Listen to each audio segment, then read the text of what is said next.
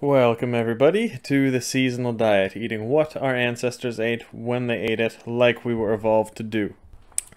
It's wabbit season. So I've done videos about this now for the past few weeks, but again, in the summertime, our ancestors' diets in Europe would have had very little meat. It's my least favorite time of year, but the vegetarians are going to be happy.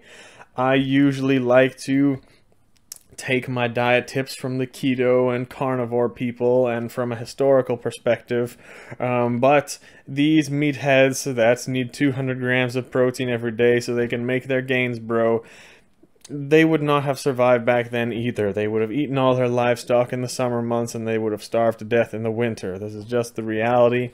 This is what it is at this time of year. Our ancestors would not have killed off much of their livestock in the spring, summer, and most of them would not have even had a ton of time hunting or fishing, so definitely not a lot of meat.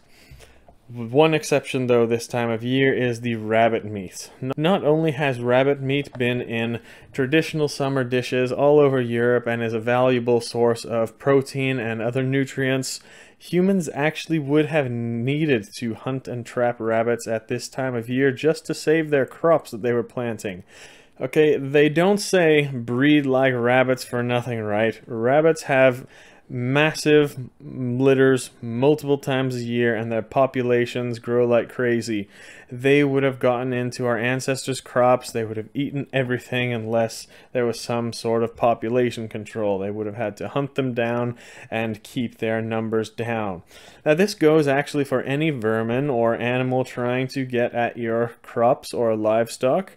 You can't just let these animals do that, or else there would be no food left when it is time to harvest. So animals like rabbits, rats, squirrels, and depending on where you are in the world, maybe raccoons or possums or even foxes or wolves getting at your livestock, predatory animals. The difference is, rest of those animals that I listed are not very nice to eat.